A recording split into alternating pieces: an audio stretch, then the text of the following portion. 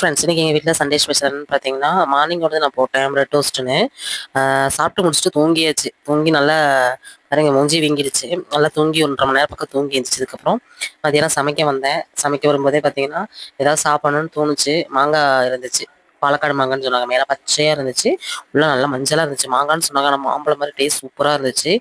எங்க வீட்ல கிளி இருக்குது. கிளின்னா அது பச்சை கிளி கிடையாது. கண்ணூர் பேர்டுன்னு சொல்லுவாங்க இல்லையா? அதுதான். எங்க வீட்ல 2 வளர்த்தோம். அது 1 ஓடிருச்சு. 1 தான் இருக்குது. நான் எங்க வந்தாலும் எந்த ரூம்குள்ள போனாலும் வந்துரும் என் கூடயேவும். பார்த்தீங்கன்னா, சமைக்க ஆரம்பிக்கும்போது நல்லா சோன்னு மழை காத்தோட வந்துச்சு. பார்த்தீங்கன்னா, வெளிச்சமே கம்மியா தான் இருந்துச்சு. ஏன்னா, நல்ல வெளிச்சம் இருக்கும்.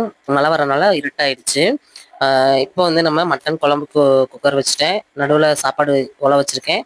அப்புறம் சிக்கன் கிரேவி இல்ல. அது பெப்பர் சிக்கன் மாரி செஞ்சிடலாம் இன்னைக்கு அப்படின்ட்டு. அதுவும் எல்லாம் ஒட்டுக்கா வச்சாச்சு. டக்கு டக்கு டக்கு டக்குன்னு செஞ்சு இறக்குறது மட்டும் தான் வேலை. இது வந்து வீட்டு மசால் பொடி. போட்டு குழம்பு வச்சிடலாம். ஏன்னா வந்து தேங்காய்லாம் நான் ஊத்த மாட்டேன். ரெசிபிலாம் வேணும்னா கமெண்ட் பண்ணுங்க. நான் வந்து அடுத்தடுத்த வீடியோல தனியாவே உங்களுக்கு ஆட் பண்றேன். இப்போ வச்சு முடிச்சுட்டேன். வச்சு முடிச்சோனே எனக்கு பசி ஆயிடுச்சதுனால எங்க வீட்ல எல்லாரும் சாப்பிட்டாங்க. நானும் எங்க மாமா வந்து சாப்பிடல. இப்போ நான் சாப்பிட போறேன். பசங்கலாம் சாப்பிட்டாங்க.